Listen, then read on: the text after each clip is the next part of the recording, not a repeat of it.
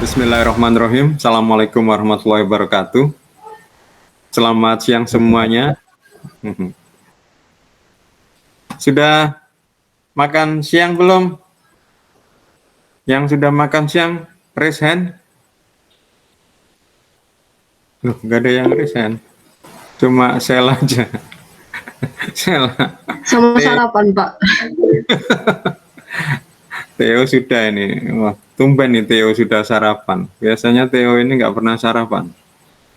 Sudah Pak, jam 1 soalnya Pak. Tadi kan saya ke nikahnya Edwin Pak, jadi makan di sana Pak. Sotonya enak Pak, sotonya Pak.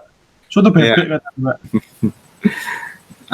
Mari kita berdoa terlebih dahulu sebelum memulai perkuliahan di siang ini, siang yang cukup terik ya, mataharinya bersinar cerah. Semoga apa yang kita lakukan di siang ini benar-benar mendapat apa yang kita inginkan, yakni ilmu yang bermanfaat, yang bisa menjadi bekal kalian nanti setelah lulus. Berdoa, menurut keyakinan masing-masing, berdoa mulai.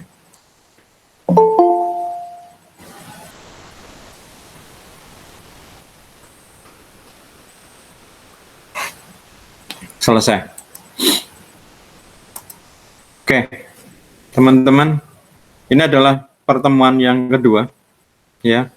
Di pertemuan pertama kemarin kita lebih banyak bicara tentang kesepakatan, ya, dan harapan kalian. Sekarang kita akan mulai menginjak langsung, ya. Nah, sekarang saya diberi kesempatan untuk mengajar lagi copywriting, ya. Dulu pernah mengajar copywriting, kalau nggak salah tahun berapa ya, 3 tahun yang lalu mungkin. Setelah itu 2 kali atau 3 kali saya nggak mengajar tentang copywriting, dan sekarang diberi kelas lagi copywriting, ya. Kalau kita melihat copywriting itu sebenarnya adalah komunikasi, ya. Bagi yang mungkin tadi ikut kuliah proses komunikasi, bahwa menulis ini juga adalah kegiatan komunikasi, karena ketika kalian menulis itu adalah kalian menyampaikan pesan, ya. Dan pesan itu nanti akan dibaca oleh pembaca, itu adalah komunikan. Dengan tulisan itu kalian berharap, ya, komunikasi yang kalian bikin lewat tulisan itu kalian pasti punya maksud, punya tujuan, ya. Maka seperti yang tadi saya bilang bahwa komunikasi itu penting, ya. Maka sebenarnya sungguh bersyukur kalian di Universitas Dinamika ini mata kuliahnya cukup lengkap, sehingga kalian lulus dari Undika, kalian sudah siap seharusnya, ya, karena sudah dibekali cukup, ya, dari ilmu keterampilan, yaitu mendesain, entah mendesain desain 2D, 3D, video, ya. Kalian juga sudah siap, bahkan website juga siap, multimedia interaktif saya mengajar juga siap, ya. Tapi kalian juga dibekalin keterampilan sosial, ya, mulai dari sosiologi komunikasi, proses komunikasi, ya, public speaking, dan sekarang copywriting, ya. Ini sebenarnya sudah cukup ini. Dengan catatan, ya, kalian belajar bersungguh-sungguh, ya. Dengan ilmu copywriting ini kalian sebenarnya semakin mumpuni, ya, dengan kualitas kalian, dengan ilmu-ilmu yang lain, ya. Dengan cara begitu kalian bisa benar-benar menyampaikan pesan. Seperti tadi saya bilang, komunikasi menyampaikan pesan, ya. Bentuknya ada 2, yang disampaikan lewat suara, itu di mata kuliah public speaking, ya. Nggak tahu, dulu pernah saya juga diberi kesempatan untuk mengajar, dan copywriting, ya, berkomunikasi lewat tulisan, ya. Maka saya sebenarnya cukup mudah untuk menilai bahwa kalian sudah cukup mumpuni menguasai ilmu copywriting atau tidak, ya. Ya, ini adalah kalian sudah bisa menulis, ya. Jadi pegang omongan saya, ya, nggak apa-apa kalau kalian misalnya mau merekam, ini juga sudah saya rekam, ya. Jadi bagi siapapun yang di sini, ya, sudah dianggap mampu menulis, hadap ke saya dengan buktinya itu, saya pasti akan beli nilai 5, ya, nilai A, nilai 5, ya. Apa contohnya adalah misal 1, ya, kalian sudah pernah menulis buku, ya. Kalian menunjukkan ke saya, Pak Yusuf, ini saya sudah punya buku, ya. Kalau kalian sudah bisa menulis buku, tunjukkan ke saya buku yang memang benar ada ISBN-nya, ya, dan memang bisa didapatkan, orang luar bisa mendapatkan buku Anda, wis pasti saya beri langsung nilai A, ya. Kedua adalah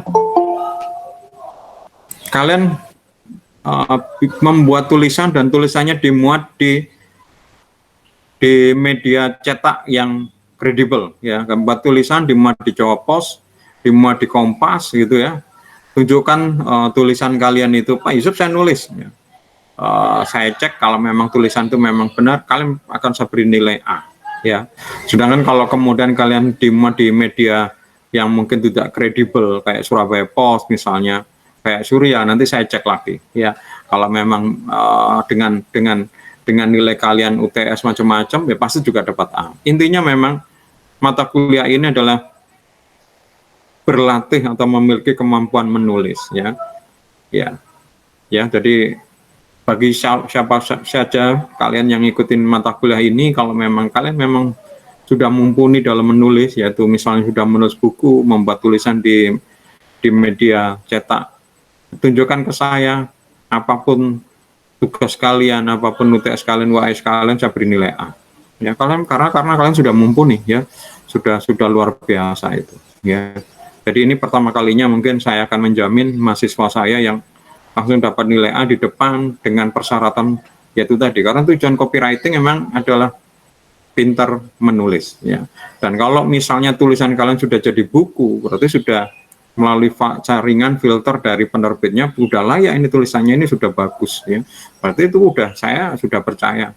Kalau tulisan kalian juga dimuat di Jawa Pos, Kompas misalnya, ya, Pikiran Rakyat, Merdeka, Republika, ini yang berbobot-bobot itu, dan dimuat, berarti tulisan kalian juga tulisan yang bagus, pesannya bagus, saya akan beri nilai A. Mudah sebenarnya, ya, untuk dapat nilai A di mata kuliah ini, ya. Namun, ya, copywriting ini nggak sekedar untuk yang media cetak tadi itu, ya. Memang tujuannya adalah kalian bisa menulis, ini keinginan saya, ya, terhadap mata kuliah ini, copywriting, pokoknya kalian pintar menulis apapun, ya, tulisan. Makanya kalian saya minta untuk rajin menulis, ya, apapun, ya. Terus kemudian yang kedua, ya, sesuai dengan apa yang terkait dengan di Undika, ya, di Undika, maka copywriting yang saya rancang ini juga nanti lebih kedekat dengan ke komunikasi pemasaran, komunikasi bisnis, atau sekarang istilahnya digital marketing, tapi nggak hanya sekedar digital, lebih ke pokoknya ke komunikasi pemasaran. Jadi copywriting adalah tujuannya adalah kalian pintar menulis, ya, nulis apapun, ya, yaitu di media umum, di media cetak, di media apa. Dan kedua adalah seperti terkait dengan apa yang kalian pelajari selama di kampus ini, nanti copywriting ini memang akan saya arahkan, yaitu juga kalian juga pintar menulis untuk tujuan komunikasi pemasaran. Jadi berkaitan dengan penulisan iklan, ya, kemudian penulisan konten di website, penulisan di company profile, entah company profile cetak, ya, kemudian penulisan di annual report, laporan tahunan, ya, yang berkaitan biasanya yang diminta oleh perusahaan-perusahaan, ya, brosur-brosur produk, ya. Dan sekarang dengan zamannya digital ini, ya, kalian bikin copywriting untuk copy, untuk meme, ya, meme atau image di Instagram, status di Facebook, status di Twitter, kayak seperti itu, ya. Maka teman-teman, tidak seperti biasanya saya memulai perkuliahan, ya. Maka di dalam kali ini saya langsung memberikan tugas dulu sebelum saya menjelaskan, ya. Sudah muncul belum di tempat kalian? Sudah, Pak. Ya. Jadi saya sampaikan dulu di awal ini langsung tugas, ya. Tugasnya cukup mudah, teman-teman. Tugasnya cukup mudah, ya. Ya, ini adalah kalian men-screenshot, ya. Men-screenshot web blog kalian. Jadi tugas pertama ini hanya men-screenshot, ya, 2 halaman aja blog kalian. Jadi yang sudah punya blog, ya, mungkin di mata kuliah yang lain, ya, kalian tinggal men-screenshot, ya, halaman 2 halaman, yaitu halaman apa namanya, halaman yang depan namanya front page, ya. Kemudian halaman admin, ya namanya webmin. Kalian mau bikin, kalian sudah punya blog, entah di Blogspot, entah di WordPress, entah di Wix, monggo, semuanya nggak masalah, ya. Silakan kalian tinggal screenshot, ya. Namun kalau misalnya belum, silakan bikin, ya. Pakai Blogspot boleh, pakai WordPress boleh, pakai Wix boleh, ya. Tapi kalau saya sarankan lebih baik kalian pakai WordPress, ya. Bukan masalah apa-apa. WordPress ini nanti karena source code-nya, engine-nya itu kalian bisa otak-atik, ya, sehingga kalian bisa lebih lebih customize, lebih berkuasa, lebih kreatif, ya, karena kalian bisa mengotak-ngatik, ya. Sedangkan Blogspot sama Wix source code-nya tidak dikeluarkan, ya. Dan juga kalian nanti kalau misalnya di WordPress itu kalian bisa menginstal di hosting kalian sendiri, ya, di hosting kalian sendiri yang bisa dengan menggunakan domain sendiri, ya, dan bisa tak terbatas, ya. Sedangkan kalau di Blogspot, ya, atau di wordpress.com, ya, atau di Wix, ya, tergantung server mereka, ya. Bagi yang belum dan bagi yang sudah pun, tolong posting, ya, posting artikel pertama, ya. Artikel apa, Pak? Kemarin di tugas pertama di poin yang keempat itu, ya, saya minta kalian membuat apa itu kemarin? Membuat apa, Theo? Yang poin keempat tugas pertama? Ya, Pak. Tugas pertama di poin yang keempat apa? Tugas pertama, sebentar, Pak. Saya lupa, Pak.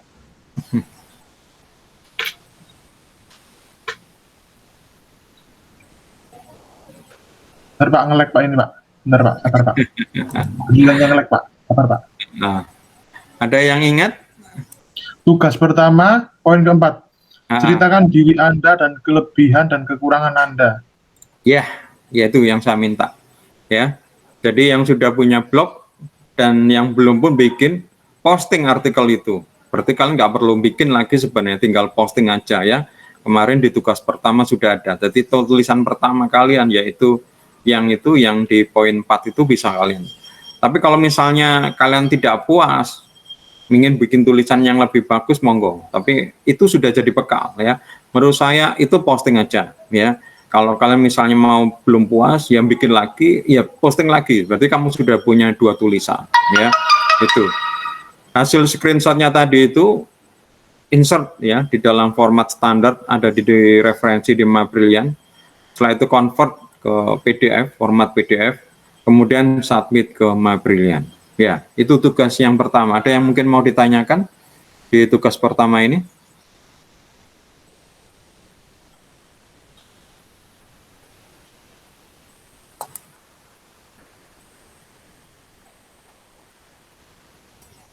Halo? Ketua kelasnya siapa ya? Kok lupa?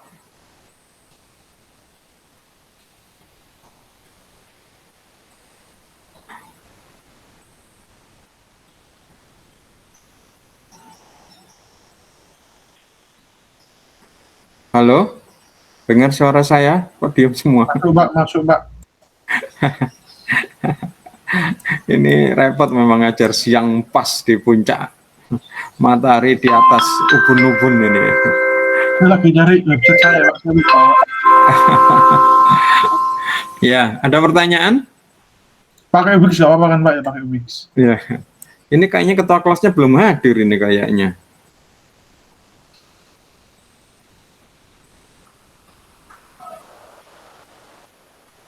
Enggak ada ketua kelasnya. Ya, oke. Kalau sudah nggak ada pertanyaan, ya, kita mulai perkuliahan.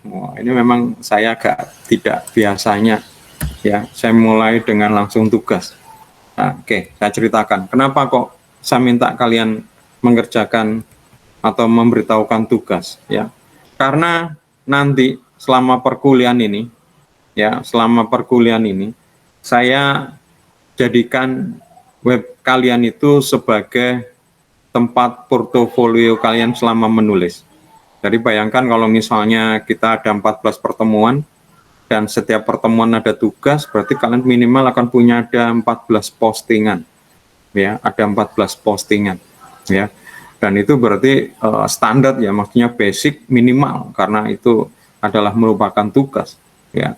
Dengan itu nanti kelak ini kalian sudah mulai jalan, ya, bukti bahwa kalian sudah melihat bagaimana progres kalian belajar, ya. Misalnya pertama kali ini di tugas pertama kalian menulis itu. Nanti di pertemuan yang ke-14 ada tugas menulis, coba kita bandingkan mana yang lebih enak, ya. Bahkan nanti ketika kalian menulis terus itu menulis terus, ya, bahkan ketika sudah lulus pun menulis, nanti kamu akan bisa melihat tulisan pertama itu sebagai perbandingan, ya. Jadi nanti setiap tugas kemudian saya minta upload ke internet, ya, berarti saya minta adalah masukkan ke blog kalian itu, ya. Blog kalian itu sudah seperti buku kalian di internet, ya, cuma halamannya bisa ditambah, ya, artinya ditambah lagi artikel lagi, ditambah lagi postingan lagi, ditambah tulisan lagi, kayak gitu, ya. Itu sudah kalian sudah jadi modal, ya, untuk kalian, ya.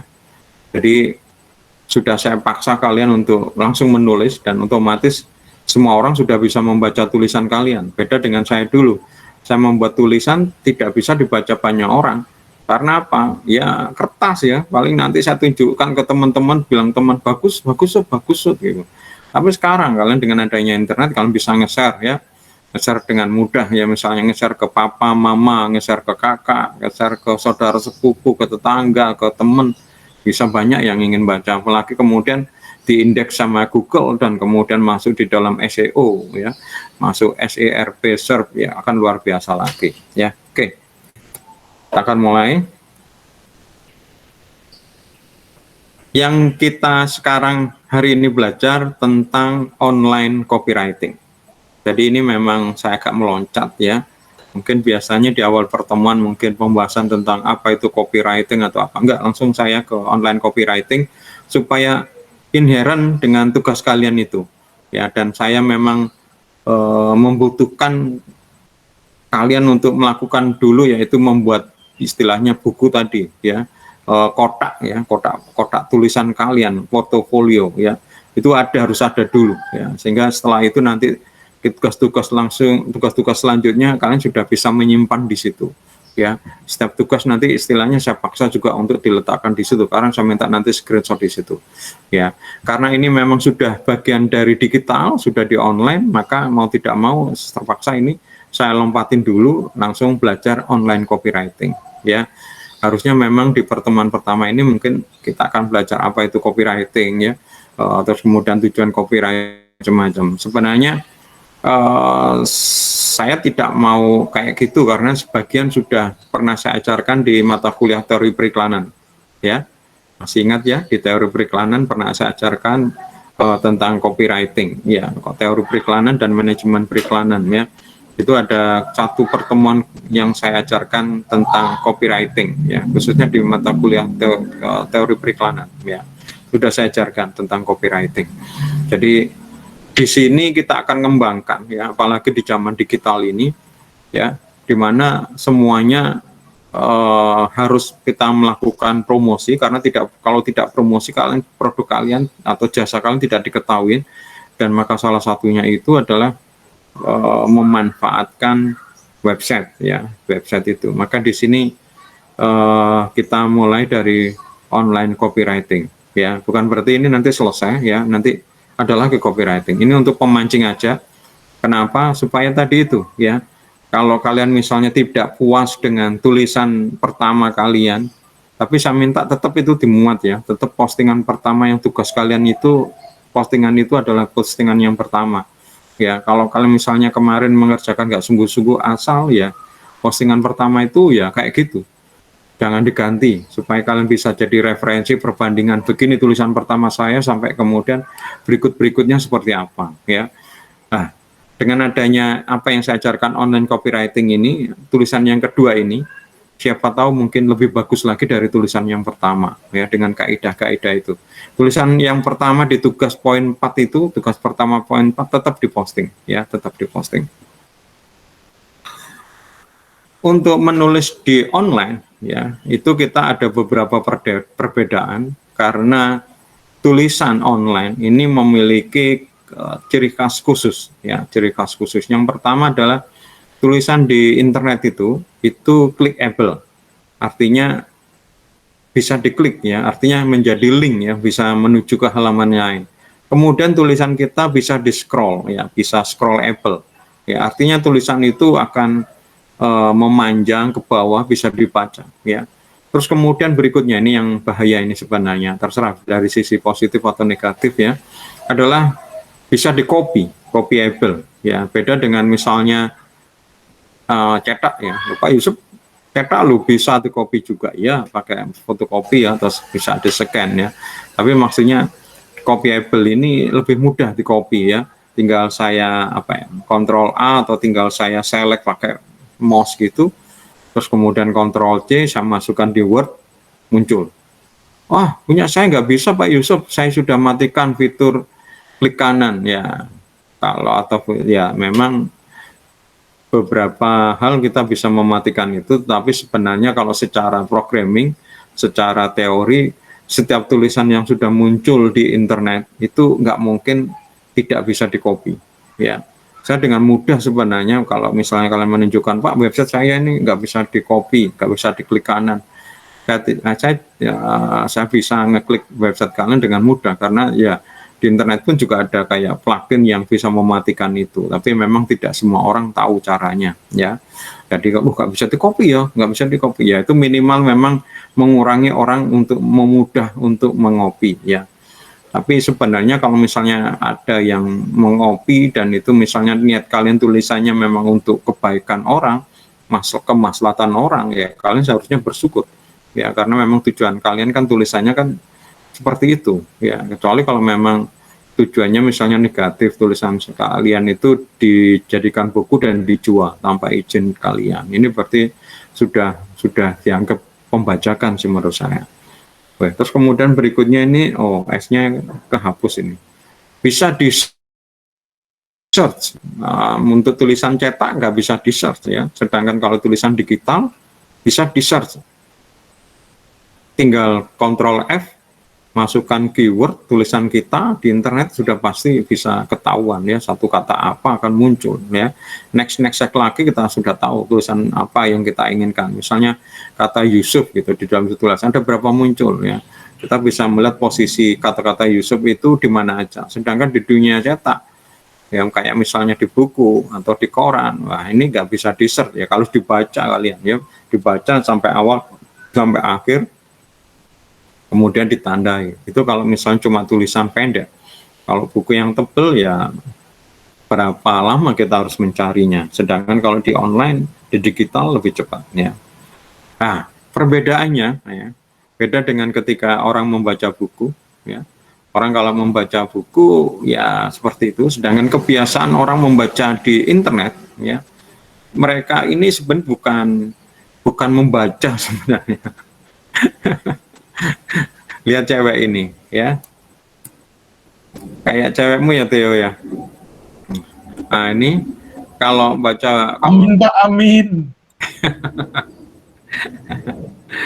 Kamu nggak seneng bule tak, Theo? Oh suka Pak, saya suka bule banget Pak. Ya, ini contoh cewek ini membaca, melihat buku, ya, membaca buku, jelas membaca, ya. Sedangkan kalau membaca di internet ini mereka kadang-kadang nggak membaca, jadi kayak dilihat aja, di scan gitu loh, seret gitu, baru kemudian istilahnya anak-anak sekarang skip gitu, skip atau cuma melihat yang mana yang penting aja dibaca, ya. Jadi mereka seperti nyeken, berhenti, nyekrol lagi, nyeken, seperti itu, ya. Ini memang kebiasaan yang berbeda dengan buku, meskipun sebenarnya buku juga ada orang yang punya kebiasaan kayak gitu. Jadi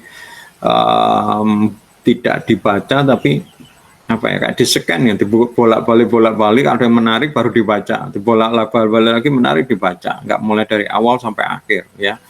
Saya punya orang yang saya memang seperti itu, membacanya cepat, ya, karena memang dia tidak membaca sama awal sampai akhir, jadi kayak di scan, mana yang dibutuhkan aja baru dibaca, yang nggak dibutuhkan nggak dibaca, ya.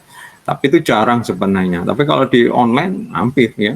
Apalagi ketika kalian mencari apa bahan-bahan materi di internet, langsung aja dilihat terus ke bawah, oh nggak ada, langsung di close, cari lagi yang lain. Ya, maka orang yang membaca tulisan di internet itu kecepatan membacanya sangat tinggi. Ya, berapa kecepatan orang membaca? Seingat saya kalau buku sekitar 50 halaman ya, tulisan ya karet buku ya A4 buku itu berarti ukurannya berapa ya? Itu seingat saya untuk membaca sekitar 50 halaman itu sekitar 2 jam ya kalau nggak salah. Ya, tapi kalau di internet 50 halaman bisa beberapa menit. Ya, oke, kita teruskan. Ini ternyata menurut survei ya, 80% ya orang yang pembaca di internet itu tidak membaca. Ya tadi itu nyeken ya, di skip kalau istilahnya anak sekarang, di skip, di kayak lihat video di YouTube pun juga kak nonton mulai awal sampai akhir, scan apa ya, di skip gitu, baru kak menarik itu tonton ya. Ini saya tahu karena saya juga bikin video untuk YouTube, dan meskipun penjelasan saya sudah cukup lengkap, selalu pasti ada yang bertanya ya. Maka jawaban saya terhadap pertanyaan itu, apakah kamu sudah nonton videonya secara lengkap ya? Karena kalau dia menonton videonya secara lengkap, nggak akan mungkin ada pertanyaan seperti ini ya. Saya bikin video, salah satunya adalah video tentang sekolah kedinasan. Ini untuk anak-anak SMA kelas 3 ya, dan terbukti memang saya sudah tahu bahwa meskipun penjelasan saya cukup lengkap, masih ada pertanyaan yang harusnya yang jawabannya ada di dalam video. Berarti mereka mungkin nggak nonton atau nyekip. Ini memang sebuah karakter ya.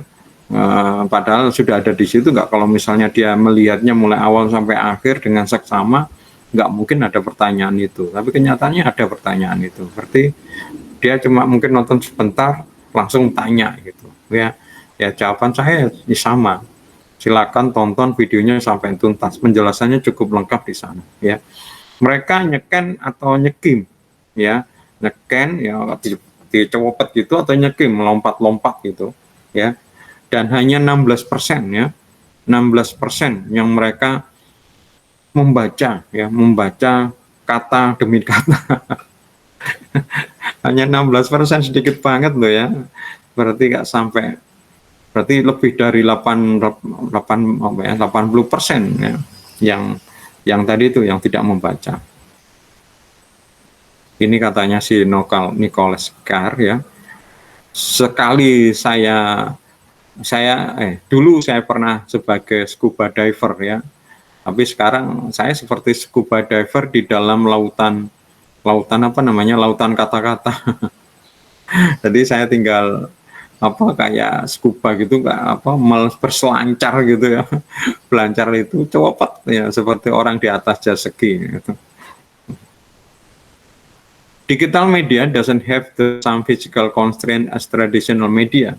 Your audience can engage with content where and when they want to. Nah, ini yang berbeda, bahwa digital media ini adalah memiliki perbedaan dengan media tradisional, karena pembaca kita itu berikatan ya dengan kita, engage ya.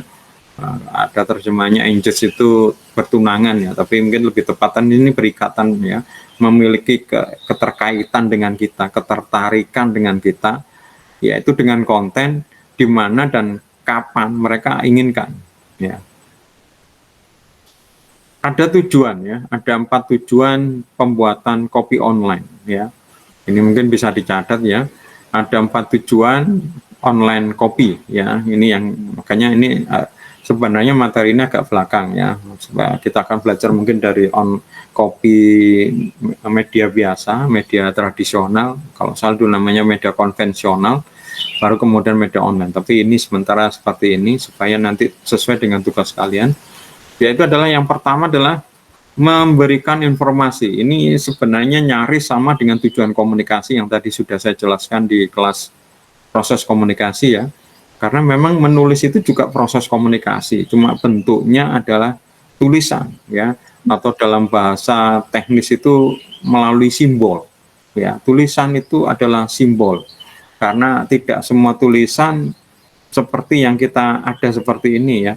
Kebetulan kita orang Indonesia, simbolnya adalah simbol huruf Latin. Ini huruf Latin ya.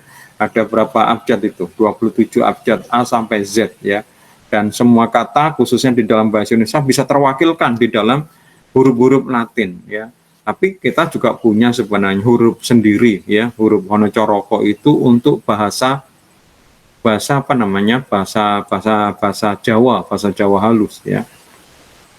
Di negara-negara lain mereka juga punya simbol-simbol ya untuk menunjukkan bahasa mereka ya, bahasa yang lisan itu diwujudkan di dalam tulisan, bentuk-bentuk simbol ya, bukan huruf Latin tapi huruf mereka sendiri. Nah, bangsa Arab punya tulisan Arab, India, Thailand, Cina, Jepang, Rusia ya, tulisan-tulisan mereka bukan tulisan-tulisan Latin ya, artinya tidak ada di karakter di keyboard itu ya. Keyboard yang kita punyain ya 27 huruf itu ada di dalam keyboard. Sedangkan mereka kadang-kadang hurufnya lebih daripada 27 ya. Nah, karena komunikasi ini ya itu pesan yang disampaikan lewat simbol, lewat tulisan ya. Tujuannya sama, menyampaikan informasi, berbagi informasi. Yang kemudian yang kedua, tujuan dari online copy adalah engage the reader ya. Engage the reader itu adalah mengikat pembaca kita. Mengikat ini dalam arti dekat ya. Dekat. Nah, artinya dekat itu apa ya? Kita saling apa ya? Kayak engage itu kayak apa ya? Berikatan ya. Pak Yusuf, seperti apa sih kok bentuk nyatanya? Ya oke. Bentuk nyatanya adalah kalau kalian misalnya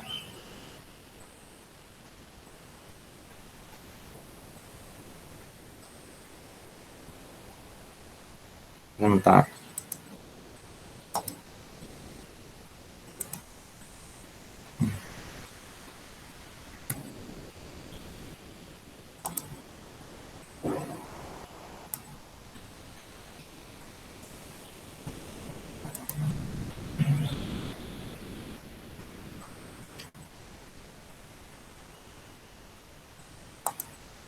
Ya.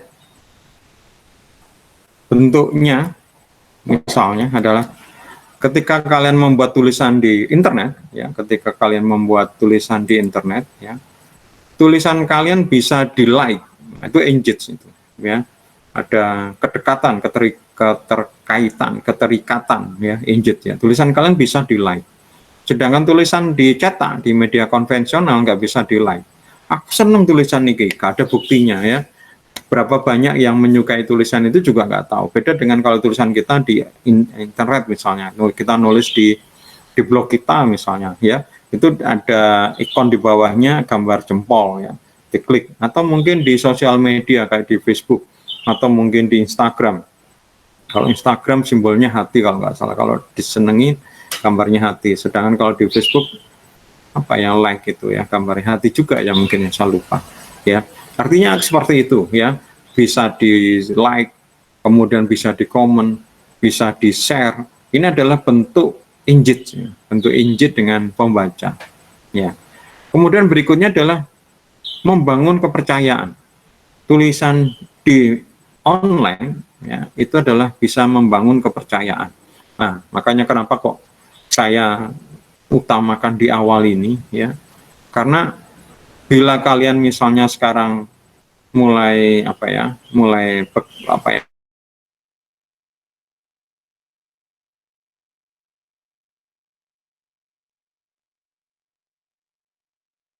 gang terus kemudian bekerja untuk sukses ya, untuk sukses kalian bisnis lewat internet ini, kalian harus bisa dipercaya. Misalnya kalian jualan ya, jualan apa? Ada mahasiswa saya di kampus sebelah ini jualan ikan cupang. Ya, ikan cupang. Ya. Ada yang di sini sambil bisnis gitu? Sambil apa ya? Sambil cari duit gitu dengan jualan gitu? Ada nggak?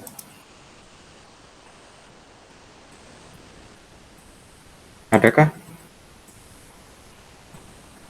Halo? Oh, chatting ya. Sebentar, saya baca dulu. Atau mungkin raise hand ya. Oke, Jovanka, apa kamu kamu lakukan apa? Bisnis apa kamu, Jovanka? Lagi jualan sempol, Pak. Kenapa? Jualan sempol. Jualan Sempol. sempol. Lewat online atau secara offline juga? Online sama offline, Pak. Kalau offline di mana? Di rumah, Pak. Di depan rumah gitu? Iya. Oh gitu. Berapaan, Jovanka? Per tusuk 1.000, Pak. Kamu bikinnya dijual online itu gimana? Per bungkus atau per tusuk gitu? Kalau online itu porsi. Satu porsinya 5.000. Itu Hmm. dibungkus, terus diantar ke rumah-rumah. Bisa dikirim berarti ya? Rumahmu di mana? Sekarang ini lagi di Maumere, Pak. Rumah saya di NTT. Oh, alah, ya aku tak pikir di Surabaya sudah mau order aku mau tadi. Kalau Surabaya aku mau order itu. Ya, udah bagus kamu Jovanka, luar biasa. Ya. Iya. Nah, seperti yang sudah dilakukan Jovanka ini, ya. Dia sudah mulai juga online lah. Untuk bisa online ini supaya mereka ada pembelinya percaya, ini adalah membangun kepercayaan. Contoh lagi tadi yang saya ceritain, saya teruskan lagi. Mahasiswa saya yang kampus sebelah itu jualan cupang ya. Dia ya kalau dia ya peternak juga ya, peternak terus kemudian sebagian dijual. Kakak kelas kalian, anak di kafe ya, angkatan tahun berapa itu ya. Apa namanya memelihara memelihara burung lovebird ya. Bahkan pernah cerita ke saya bahwa dengan memelihara burung ini dia bayar kuliah sendiri, sudah tidak minta sama orang tua ya. Udah luar biasa. Nah, jadi di rumahnya itu ada, ya saya pernah lihat videonya, Pak, nggak pernah ke rumahnya tapi saya melihat videonya dia waktu menunjukkan dia bisnis memelihara itu banyak sekali ya. Terus kemudian saya juga berteman di Facebook ya, di Facebooknya itu sering ditawarkan burung-burungnya ini lovebird ya. Dia sudah lulus dan beberapa saat setelah lulus saya sempat bertemu lagi dengan dia dan dia bercerita bahwa sekarang lovebird ini nggak lagi tren katanya ya. Dia sekarang memelihara burung yang lain ya. Memang ada tren-trennya, tapi saya lihat dia sudah membangun itu ya, membangun kepercayaan ya. Dan saya lihat dia jualannya tidak menggunakan web atau apa, menggunakan Facebook ya langsung, tapi mungkin karena sudah percaya mungkin ya, saya lihat itu sudah ada langsung transaksi ya, kelihatan di komen-komen seperti itu, karena dulu saya temenan ya, kayak gitu. Ini contoh teman-teman, salah satu online kopi fungsinya adalah membangun kepercayaan. Bagus Kovanka, silakan diteruskan dan kamu sudah tepat ikut mata kuliah ini ya. Silakan kamu lebih aktif lagi, siapa tahu mungkin ada yang mungkin bisa aku bantu. Tapi yang jelas saya juga adalah sebagai Google Fasilitator, Google Gapura Digital Fasilitator yang mengajar para UMKM ya. Salah satunya ya copywriting ini.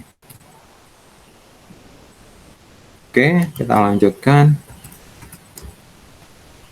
Yang keempat ya, encourage the reader to take a certain course of action ya, mendorong pembaca untuk melakukan sesuatu yang kita inginkan ya bisa ya, contoh misalnya seperti kayak Jovanka atau teman saya mahasiswa saya di kampus sebelah atau kakak kelas kalian bikin tulisan tujuannya supaya beli misalnya ya, ini yang mungkin sekarang banyak dilakukan ya kayak gitu.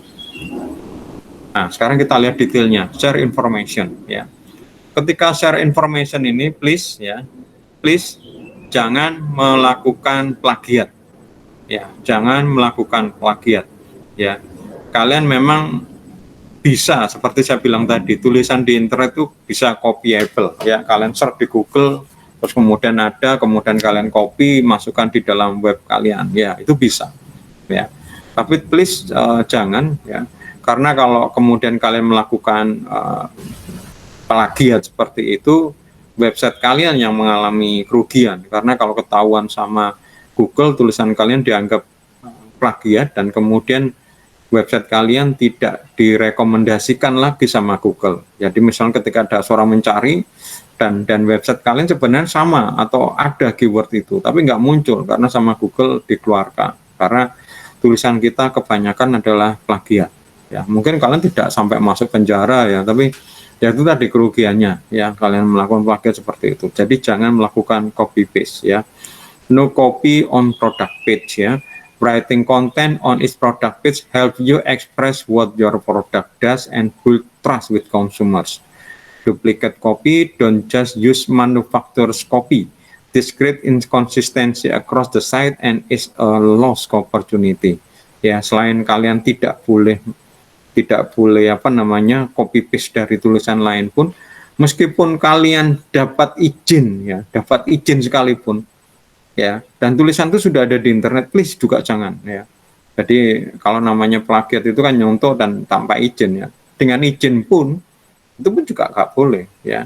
Jadi misalnya begini, kalian sebagai reseller ya, reseller dari sebuah merek gitu ya, diberi brosur ya, bahkan mungkin brosurnya sudah dalam bentuk digital ya, sudah dalam bentuk digital ya. Kalian bisa memanfaatkan lagi, itu juga kalian lakukan. Pak Yusuf kenapa? Itu kan mereka sudah bikin copy, bikin produk profil produk brosur yang bagus, kita nggak bisa atau memakai. Ya, kalau mungkin untuk offline boleh, tapi kalau kemudian kalian bikin lagi web itu, terus kemudian tulisannya ngambil itu, sedangkan tulisan itu sudah ada di mereka lebih dulu, berarti tulisan kita tetap dianggap plagiat, meskipun mereka tidak nuntut dan tidak dianggap plagiat ya, maksud tidak dianggap membaca karena mendapat izin, tapi dari Google tetap dianggap tidak orisinil ya. Memang ada beberapa yang kejam ya, mungkin kalian nggak ngalami seperti saya dulu ya. Saya dulu pernah membuat tulisan, sebenarnya bukan saya ya, saya punya portal ya, dulu punya portal namanya sobatkental.com. Saya punya portal ya, kayak detik.com kayak gitu ya, tapi portal saya ini untuk anak muda ya, namanya sobatkental.com ya. Sobat.com ini tuh memang untuk anak muda, mengumpulkan anak muda ya, terus kemudian rame gitu ya. Nanti harapan saya adalah dapat iklan ya, kayak detik.com lah kayak gitu ya. Saya punya tim, saya punya pegawai, ada 4 orang kalau nggak salah, cewek semua, lulusan komunikasi, 2 komunikasi UNER, 2 komunikasi Unitomo, 6 malam ya, 3 UNER, 3 Unitomo ya. Salah satu staf saya itu bikin tulisan tentang hamster. Ada yang tahu hamster? Ada yang tahu hamster? Raise hand.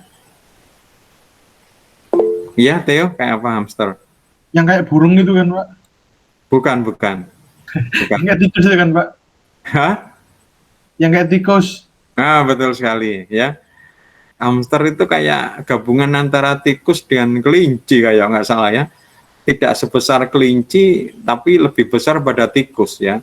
Modelnya seperti hamster. Jadi dulu sempat tren ya, kayak sekarang mungkin trennya itu ini cupang ya. Waktu yang lalu trennya itu adalah lovebird ya. Sekarang trennya cupang, dan dulu pernah trennya itu hamster ya. Saya pernah juga memelihara hamster gara-gara anak saya masih kecil waktu itu, masih belum sekolah kalau nggak salah. Ya sama, mungkin lagi tren gitu, minta dibelikan, saya belikan, tapi ya namanya anak-anak ya, cuma senang ngelus-ngelus dok, akhirnya mati. Lah, kita bikin tulisan tentang hamster ya, kita memang bukan ahli hamster, dan website kita kan hanya sekedar supaya sekarang lagi trennya hamster, cerita tentang hamster. Maka staf saya ini ya meramu dari berbagai internet ya, dari berbagai sumber istilahnya ya. Tulisannya itu dari berbagai sumber, dan tulisan ini kan harus ditambahi ilustrasi, ditambahi foto ya. Fotonya ini juga ngambil dari berbagai sumber ya,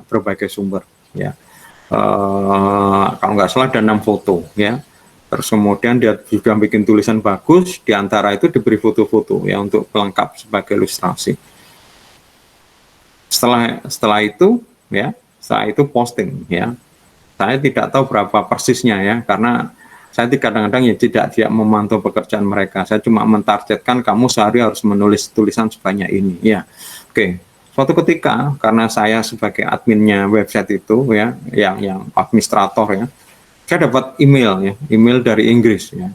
Kalau diterjemahkan itu gampangannya mengancam saya. Kalau bahasa hukum itu apa? Disomasi, diisu gitu ya. Dia bilang bahwa tulisan saya tulisan yang plagiat, oke ya, nggak terlalu masalah. Yang menjadi masalah adalah dia bisa membuktikan bahwa foto yang dipakai adalah punyanya dia, ya, punyanya websitenya dia. Ya, saya cek ya di hari halaman yang dia bikin yang diberitahukan di dalam email, saya cek, ya benar, fotonya itu persis dengan yang punyanya saya. Saya panggil staf saya, ya, apa benar kamu membuat tulisannya itu plagiat? Ya benar ya Pak Yusuf, bukan plagiat ya, tapi memang sumbernya memang dari berbagai internet. Oke, ya. Yang kedua, apakah kamu ngambil foto? Ya jelas Pak Yusuf, karena kita kan bukan bisnis hamster hanya buat tulisan, yang ngambilnya dari internet. Ini ada teguran bahwa saya diminta untuk membayar, ya, membayar karena saya menggunakan foto itu untuk website saya. Ya, berapa pound sterling gitu. Tapi kalau saya kalkulasi dengan kurs waktu itu sebesar 20 juta. Ya. Fotonya kalau nggak salah ada 2 mungkin ya, 2 atau 4, antara 2 sampai 4. Kan tadi saya bilang ada 6 foto ya. Dari yang dia ngirim email tadi itu ada, dari fotonya dia itu ada mungkin 2 atau sampai 4 lah, saya lupa ya. Pokoknya lebih daripada 1 ya. Nah, ini saya sempat panik kan ya, bagaimana nggak panik ya, karena diminta untuk membayar ya untuk keperluan itu kan, kita kan masih bisa ngambil foto yang lain ya, kayak gitu. Nah ini contoh ya, di dalam dunia online ini masalah copy dan paste ini nggak bisa ya, copy paste ini nggak bisa karena ya gampang, padahal saya juga heran ya, dia itu orang Inggris sana, websitenya berbahasa Inggris untuk orang Inggris ya. Sedangkan website saya ini ada di Indonesia, tulisannya dalam bahasa Indonesia untuk orang Indonesia.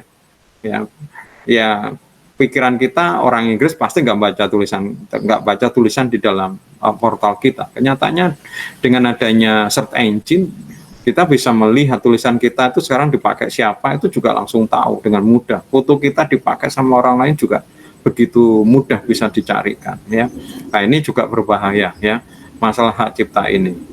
Ya, jadi di dalam dunia digital ini susah. Contoh ya, kalau saya bikin PowerPoint, bikin PowerPoint. Ketika saya memberikan seminar-seminar itu, ya, foto-foto di dalam PowerPoint ini semuanya adalah free license. Ya, meskipun saya bilang misalnya ke kliennya, ke peserta, PowerPoint ini saya berikan juga ke kalian. Jadi ketika dia ikut seminar saya, ya saya terangkan, saya berikan saya berikan juga handout ya, tapi juga saya berikan bentuk digital. Sebenarnya nggak bentuk digital, tapi kadang-kadang setelah selesai itu mesti banyak yang datang ke saya, Pak Yusuf boleh saya minta itu. Saya bilang sudah ada ya, sudah saya print, sudah saya bagikan di dalam bentuk handout itu. Tapi banyak yang minta ya.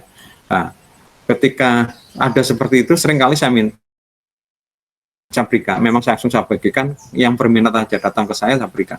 Saya tahu ya, meskipun saya bilang ini khusus untuk Anda Bapak Ibu, tolong jangan dipublikasi di tempat umum. Tapi kan saya nggak bisa mengontrol kan.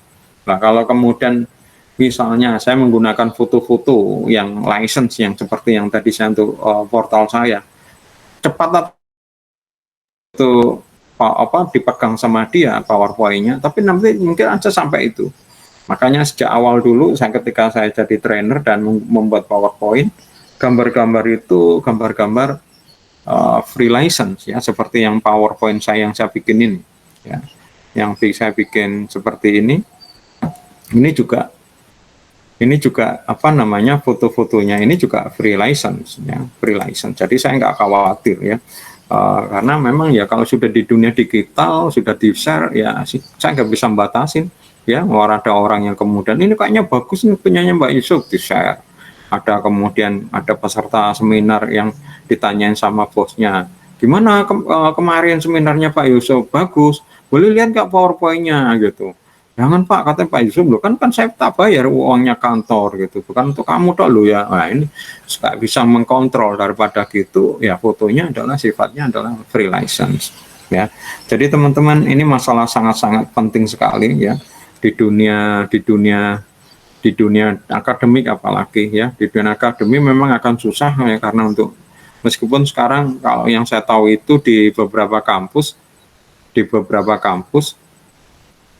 ketika kalian bikin skripsi itu nanti misalnya sebelum ujian kalian harus membawa sertifikat dari tim IT kampus yang menunjukkan bahwa tulisan kalian itu kurang atau masa yang plagiatnya itu kurang dari berapa persen.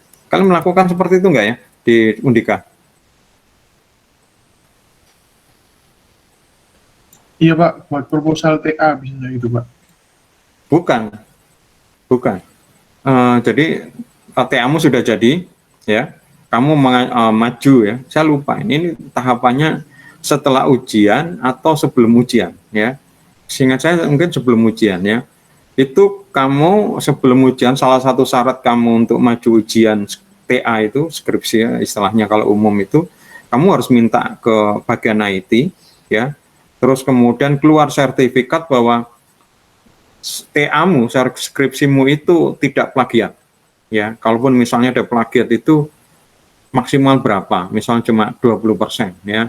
Jadi 80% orisinil. Kalau misalnya lebih dari 80%, tidak boleh ujian skripsi atau tidak boleh lulus, kalau nggak salah. Saya lupa di mana tahapan. Karena seingat saya sampai saya lulus S2 juga nggak ada persyaratan tuh. Ini saya baca di mana itu ya. Saya lupa di UNER atau di mana ada seorang yang pernah cerita. Sekarang sistemnya begitu, jadi harus ada sertifikat dulu dari IT, kemudian ditunjukkan ke panitia skripsi atau mungkin panitia kelulusan bahwa skripsinya itu tidak copy paste. Ya, nanti IT nanti dengan menggunakan software ini kayak copycat atau kemarin itu kita di training sama kampus itu apa softwarenya Turnitin ya kalau nggak salah, Turnitin ya.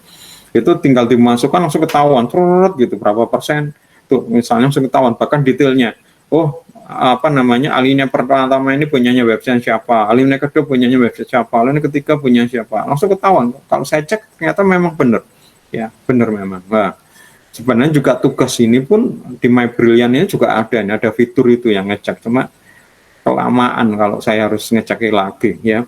Saya sudah mempercayakan bahwa ya kalian harusnya mulai belajar di dunia akademik ini ya harus kalau bisa nggak melakukan plagiat ya, tidak copy paste, meskipun saya juga tahu sebenarnya karena dari gaya bahasanya aja sudah beda ya. Kapan dulu ada tugas ya itu ngomongnya kayak ngomongnya siapa ya, ngomongnya itu orang tua ya, kalau sama mata kuliah apa itu ngomongnya ayah ya, ayah. Jadi subjeknya adalah ayah. Padahal kalian kan belum ayah. Ini memang sudah copy paste gak dibaca. Harusnya kan sudah tahu copy paste jadi baca lagi, diedit lah ya. Ayah itu diganti apa kelihatannya gitu ya. Jadi nggak tahu di Undika ya. Jadi sudah ada upaya untuk menghilangkan atau mengurangi plagiat. Saya lanjutkan. Clear product description, simple maka ini harusnya bukan begini, salahin saya. Point by point. Jadi untuk membuat informasi yang benar, cara nge-share informasi yang benar di online itu caranya adalah satu ya, deskripsinya jelas ya. Jelas, tidak ambigu. Ini poin satu. Poin yang kedua, instruksinya sederhana aja. Lakukan ini, lakukan itu, enggak gitu ya. Terus kemudian prominent payment dan shipping infonya jelas ya. Misalnya contoh bayarnya pakai apa, kira-kiranya kayak apa ya. Jadi jangan sampai audiens ini yang kemudian masih harus mencari-cari informasi. Jadi share informasi yang kita bagikan itu sudah cukup lengkap ya, dan jangan sampai justru pembaca kita yang gampangannya mencari informasi atau masih disuruh-suruh oleh kita. Ya.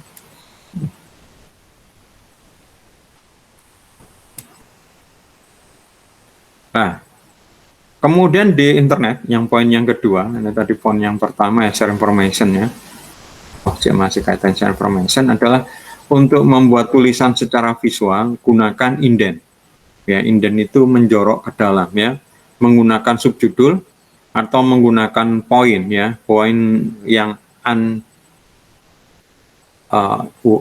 unordered list ya, atau menggunakan poin yang sifatnya order list ya. Kalau di pelajaran HTML kemarin saya terangkan ya, unorder itu nggak harus berurutan ya, pakai bulat, pakai segitiga, pakai panah gitu, nggak masalah urutan. Sedangkan kalau yang order bisa menggunakan huruf 1, 2, 3, menggunakan huruf A, menggunakan Romawi 1 atau Romawi kecil 1 dan seterusnya. Ini ada urutan ya, ada urutan ya. Karena kalau nggak penting urutan, itu menggunakan unordered ya. Jadi untuk membuat tulisan supaya enak dibaca ya, gunakan ini ya, menggunakan indent, menggunakan subjudul, menggunakan unordered atau menggunakan order ya, menggunakan order list ya. Ini contoh ya, kita lihat di situ ya, di sebelah kanan itu ada simple to use, easy on the eyes, Excel free online portfolio, no HTML necessary, Cock full of features. Nah ini contoh. Ini contoh sudah ada istilahnya kalau di sini unorder ya, waktu bola-balik nggak apa-apa. Ini kelihatan ya. Di sini juga ada berapa portofolio, berapa project, berapa image, jelas semuanya ya. Nah ini juga ya, ini seperti order ini ya, tulisan desain length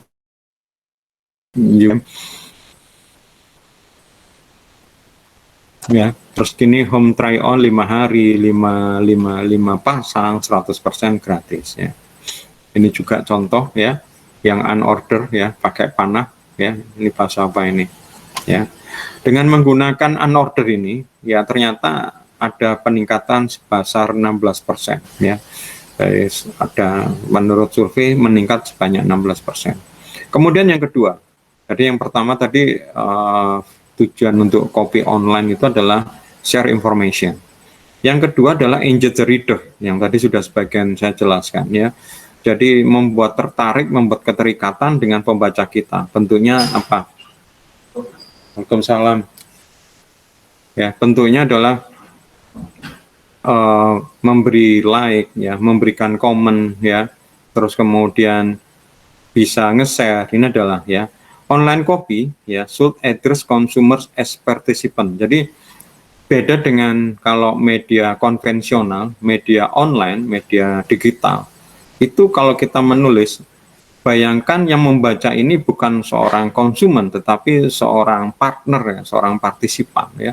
Jadi bukan sekedar pembaca ya, karena dia bisa menilai kita, bisa menyukai, bisa membagikan. Jadi ya, gampangnya jadi tim sales kita juga ya, karena kemudian dia membagi informasi ya.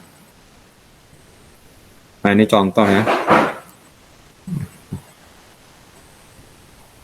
Kemudian coba berpikir selalu bahwa sesuatu yang dari cobalah selalu berpikir juga yang menggunakan sudut pandang dari pembaca ya.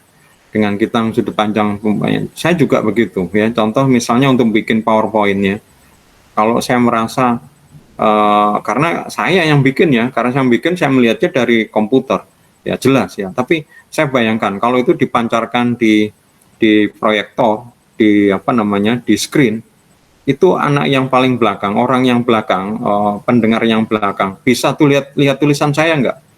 Nah, kalau saya merasa ini kekecilan ya, ini contoh ya, saya tidak hanya berpikir dari saya tapi berpikir dari user ya.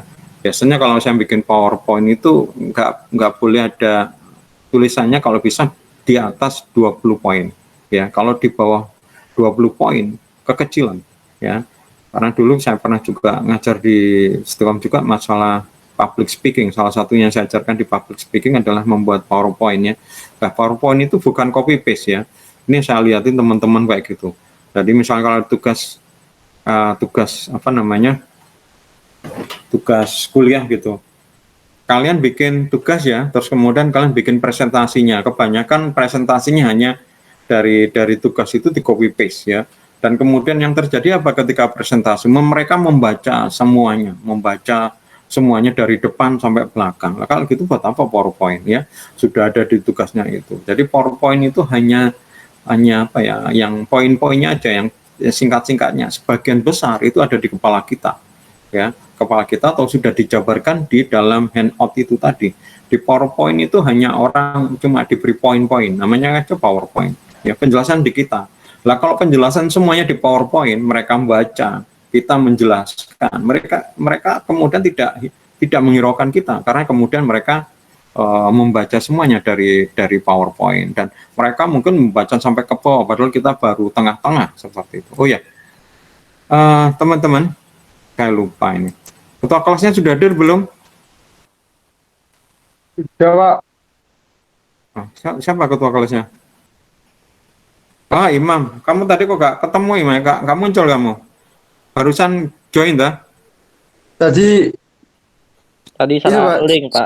Sekalian tanya, itu tadi linknya kok berbeda, Pak, sama yang di Brilliant. Ini kan. Enggak, sama. Beda, Pak. Sama. Tadi saya ngechat sama yang Pak Yusuf tapi belum dijawab. Enggak, sama. Wong aku ngekliknya juga dari ini, dari apa? Dari My Brilliant. Sama. Dari My Brilliant. Aku ngekliknya dari My Brilliant. Aku juga nggak ingat, nggak hafal. Makanya kalian mungkin nggak panik ya seperti saya tadi pagi ya. Jadi saya tadi itu ngajar pagi jam 8 subuh. Saya ngakses My Brilliant itu nggak bisa ya. Dan saya tidak punya catatan linknya My Brilliant ya. Catatannya itu ya di My Brilliant. Maksudnya saya tidak punya catatan ya. Catatan itu saya tulis linknya itu ya di My Brilliant itu. Jadi kalau saya nggak bisa ngakses My Brilliant, ya saya nggak bisa buka ya. Saya ingat itu di mana ya saya nyimpan, nggak ada karena saya letakkan di apa namanya di My Brilliant. Memang ada, saya kirim juga ke apa namanya ke apa grup WA. Tapi kan kadang-kadang sudah saya clear. Jadi yang tercipta di sana, saya nggak beda. Tadi juga saya gitu ya. Ini kuliah yang ini saya tinggal buka My Brilliant, saya klik dari apa namanya dari copywriting karena saya tidak mau, memang kalau nggak salah ya dulu itu saya menggunakan Zoom kalau nggak salah. Itu mungkin itu sudah saya hapus ya, tapi kalau nggak salah awal-awal masih ada yang menggunakan Zoom ya. Ini sekarang sudah menggunakan Meet dan informasinya ya semuanya dari itu ya. Oke, saya lupa untuk kelas ini ya, tolong kalian bentuk kelompok ya. Saya minta kalian bentuk kelompok. Berapa enaknya satu kelompok? Maksimal 35 orang, Pak. 55 mungkin, Pak. 35 terus yang ngerjakan ketua kelompok. Ketua kelompoknya ketua kelas. Bagus, cuma siapa namanya anggotanya? Ini namaku ya, nama NIM-ku ya. Mungkin 55, Pak. 5 ya, Mam. Nggak terlalu banyak, 5 itu takutnya yang kerja 2, yang 3 lainnya cuma makan jajan. Kalau dulu ya, sekarang mungkin nggak ketemu, cuma titip nama sama NIM gitu. Mungkin ngepasin Itu juga Theo, kan Pak. 35 jadi pas 55 gitu, Pak. Edwin, mana ada aku kayak gitu ya. Itu Theo, Pak. Dia cuma Edwin. titip nama ditinggal. Ya, habis itu aku yang dikasih semuanya. Wah, Terus waktu presentasi dia yang bilang kerjain. Ya wes, maksimal 5 sama dengan kelas sebelah. Ya, maksimal 5 ya. Tolong kalian bentuk kelompok, sampaikan kepada ketua kelas. Ketua kelas tolong rekap ya. Kemudian memberi nomor kelompok 1 ini anggotanya ini, kelompok 2 ini, atau kelompok yang sudah diberitahukan kamu beri nomor yang kelompok ini ya. Karena nanti kelompok juga ada hubungannya dengan studi kasus atau dengan apa ya, hubungannya dengan tugasnya ya. Nah, kelompok juga penting ya. Jadi tolong bentuk kelompok karena saya lupa kemarin di pertemuan pertama ya. Tapi tugas yang tadi itu teman-teman bukan tugas kelompok ya, tugas individu ya. Yang screenshot website itu adalah tugas individu. Oke, saya lanjutkan.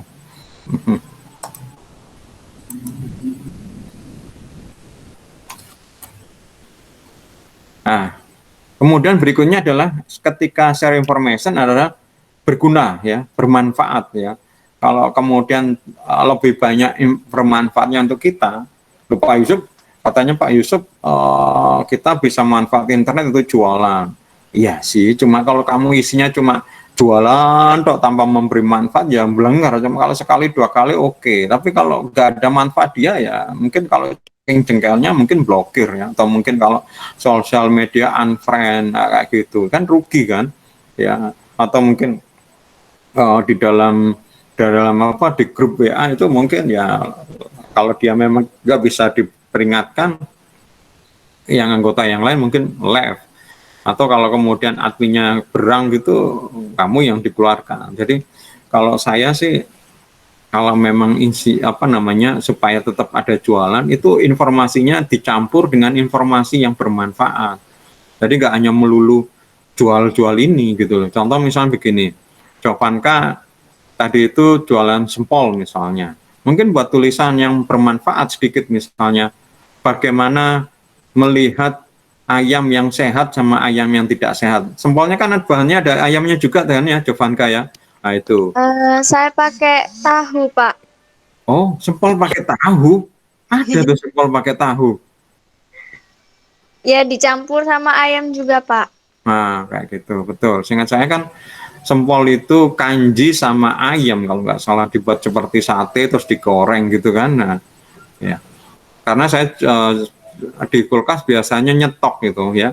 Nyetok karena ya kalau buat nyamil-nyamil sore-sore pas hujan gitu tinggal goreng. Kayak gitu ya. Ya, itu kamu nggak cuma ini loh jual sempol harganya segini, tapi misalnya buat tulisan, misalnya bagaimana memilih daging ayam yang baik atau tidak. Oh Pak Yusuf saya nggak ahli ya, kamu cari di internet ya, bikin yang tulisan panjang, terus kemudian belilah sempol di sini kayak begitu, ya. Ya, jadi harus ada manfaat. Jadi apa yang berguna bagiku? Kenapa aku harus peduli dengan gitu? Kamu tutulan tok gitu. Aku kayak itu apa-apa gitu. Harus ada yang bermanfaat. Jadi ketika gampangannya kita menggunakan ruang publiknya mereka ya, di grup, di apa yang mereka, kecuali kalau memang itu di tempatnya kalian ya, misalnya di wall kalian di Facebook, di wallnya Instagram ya memang nggak ada. Tapi kalau kalian sudah menggunakan ruang publik di grup WA, di milis ya kayak gitu ya, kemudian bahkan kalian ngirim secara japri gitu ya, please ya jangan hanya cuma jualan, harus ada manfaat gitu ya. Jadi caranya kayak gitu ya, itu makanya sekarang kita belajar tentang copywriting ini ya, supaya kita nggak hanya sekedar cuma jual harga, tapi harus membuat tulisan yang bermanfaat, dan jangan itu terus ya. Ya mungkin kita bikin tulisan mungkin ada 10 ya, tanggal 1 tulisan 1, hari tanggal 2 tulisan 2, nanti baru tanggal 11 mungkin dikirim lagi yang tanggal 1 gitu. Tapi kalau bisa malah lebih banyak lagi, jadi orangnya kesannya kok wah kalau dari Mbak Jovanka ini saya senang sekali dapat kiriman ya, karena bermanfaat. Padahal setiap pengirim itu di bawahnya selalu ada iklannya kita ya, ada produk kita gitu. Sempol kami selalu mengandung ayam segar misalnya, seperti disesuaikan dengan yang informasi yang disampaikan ya. Oke, selanjutnya ini contoh ya. Nah, seperti ini informasinya sangat berguna. Jadi ini newsletter ini sebenarnya promosi, tapi yang disampaikan adalah data ya. Ternyata dengan adanya seperti itu ya, ada informasi terus kemudian ada iklannya, ternyata bisa meningkatkan sebanyak hampir 15% ya, 15%. Kemudian yang ketiga seperti yang bilang tadi adalah membangun kepercayaan ya. Membangun kepercayaan, mereka percaya dengan kita ya. Tulisan-tulisannya itu membangun kepercayaan kita ya.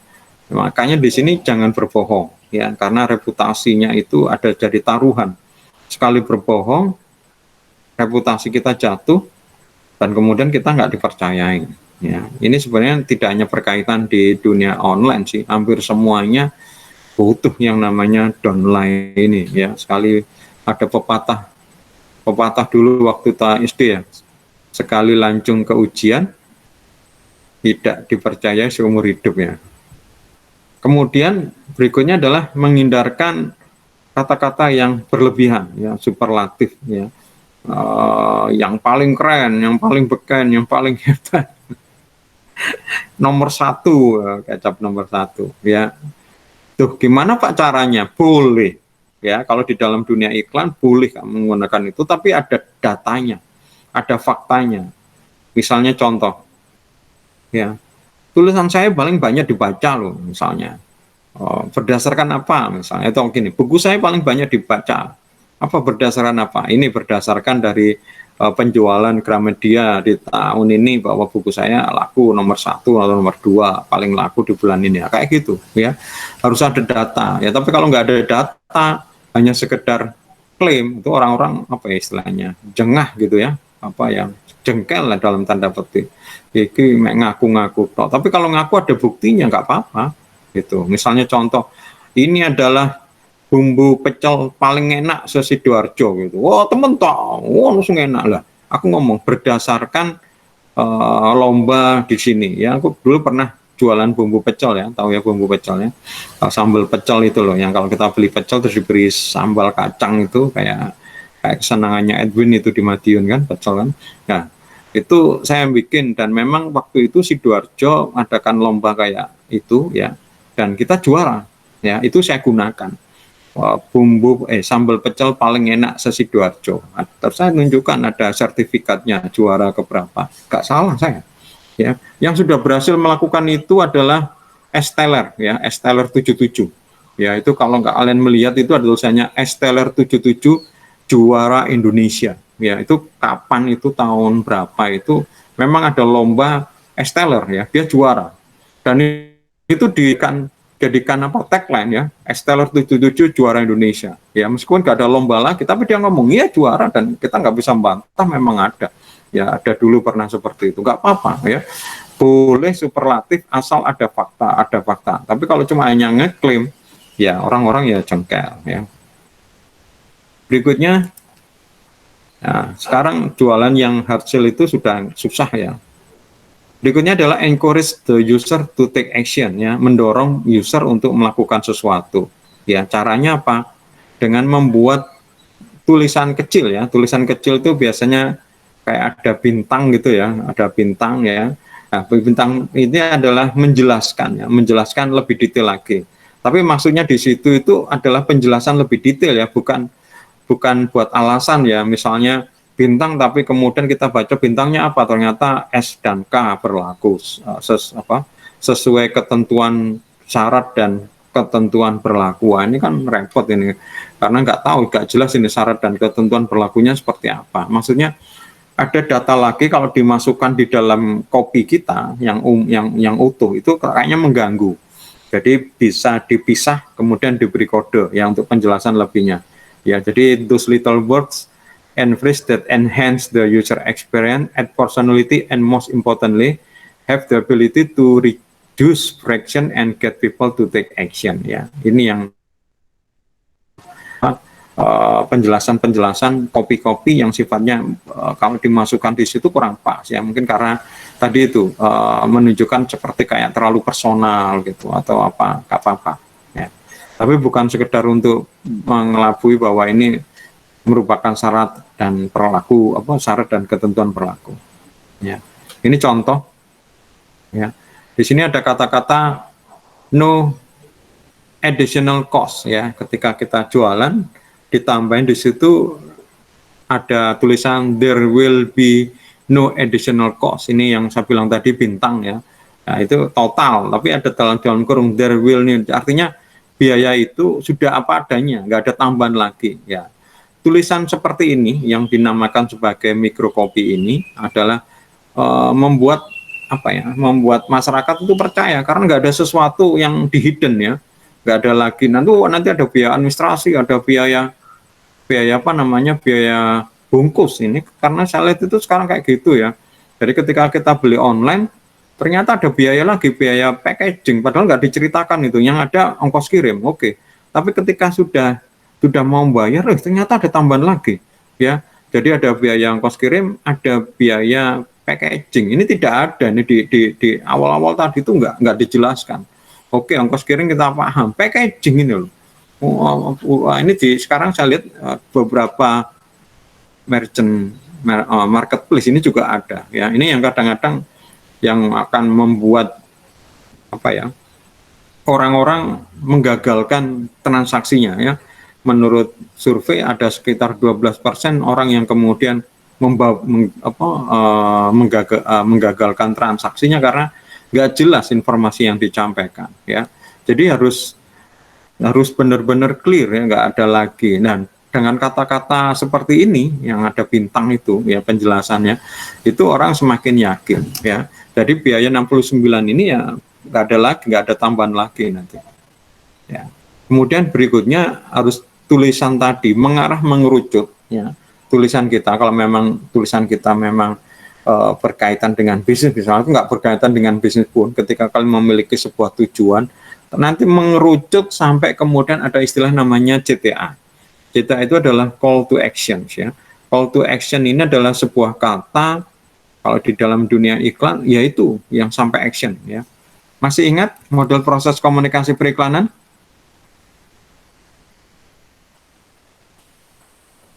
Yang pernah ikut kuliah teori komunikasi? Ya, teori komunikasi. Teori periklanan? Masih ingat model proses komunikasi periklanan? Siapa yang sudah ikutnya? Lupa, Pak. Oh, kalau Theo pasti ya. Yang lainnya? Kalian sudah ikut mata kuliah teori periklanan nggak? Siapa yang sudah? Silakan raise your hand. Saya sudah. Jovanka. Oke. Yang lain? Oh, Kemal. Oh, hampir semua ya. Hampir semua ternyata. Kok sudah lupa model proses komunikasi periklanan? Yang paling kalian ingat apa? Model proses komunikasi periklanan. Yang paling lama ya, dan masih banyak dipakai. Itu Pak, AIDA ikut ya Pak? Ya, betul sekali ya. AIDA. Interest, desire, action ya. AIDA, Oh iya. attention, interest, desire, conviction, action ya. Levitt Gary Steiner nanti juga ada model difusi proses ya. Tapi paling enak memang AIDA, AITA ya. Attention, interest, evaluation, trial, adoption. Kata action, adoption itu adalah kata-kata perintah ya sebenarnya, kata-kata perintah. Ya, ini maksud saya tulisan kita harus ada menuju ke perintah ya, menuju ke perintah, yaitu yang dinamakan sebagai CTA, call to action. Apa misalnya? Suruh mensubmit, suruh melanjutkan, suruh memasukkan di dalam chart, ya. Apa kemudian suruh datang ke toko kita, ya, atau mereview order, check out dan macam-macam, ya, tergantung apa yang menjadi tujuan kalian. Ya. Dengan menggunakan kata-kata CTA ini, ternyata terjadi peningkatan penjualan ya sekitar 161 ya. Jadi contoh dengan kata-kata request acute menggantikan request pricing aja, itu ternyata meningkatkan penjualan lebih banyak. Jadi kata-kata itu juga penting juga meskipun sama-sama itu ya, sama-sama tujuannya sama. Kata-kata, makanya kata-kata ini juga harus kita mikir ya. Oh iya, mungkin kalau kalian mau itu juga coba beli buku Thesaurus ya, atau mungkin di internet mungkin ada ya Thesaurus ya. Saya kurang tahu, tapi saya punya Thesaurus. Thesaurus itu sinonim kata ya, persamaan kata ya. Jadi misalnya contoh jatuh, persamaan kata jatuh apa aja? Persamaan jatuh apa aja? Ada yang tahu? Kok diam semua ini? Kata jatuh, kalau kita ngisi TTS itu kan kadang-kadang suruh mencari sinonim kan. Nah, kalau jatuh sinonimnya apa? Alivia? Alivia Tanita?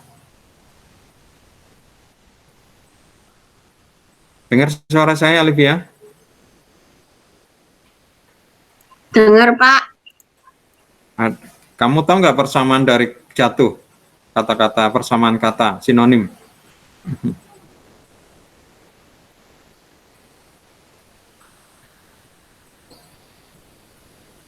Dibantu sama Andri Danianto. Sinonim kok persamaan kata ya Pak? Ya, persamaan kata. Sinonim itu persamaan kata. Kalau lawan kata namanya antonim. Oh iya sih. Ayo Mal, apa Man? Persamaan katanya jatuh. Apa ya, tumbang, Tumbang, Kepreset. kepreset, Runtuh. runtuh, Turun. turun, Kok turun? lek daun itu apa ya? Daun.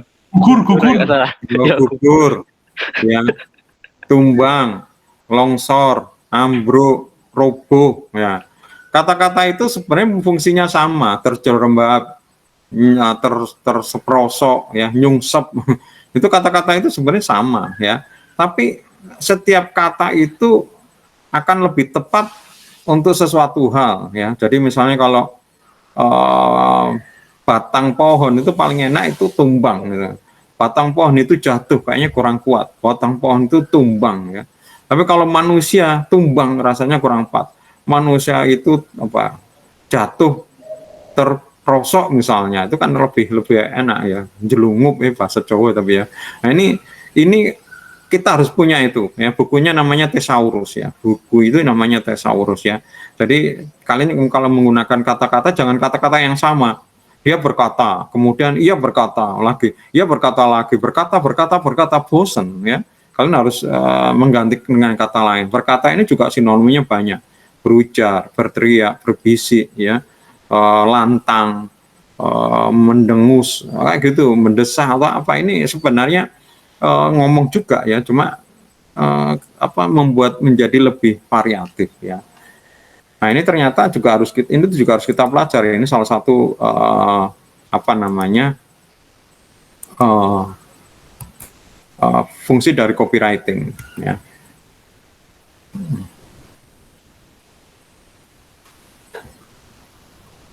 Continue ya.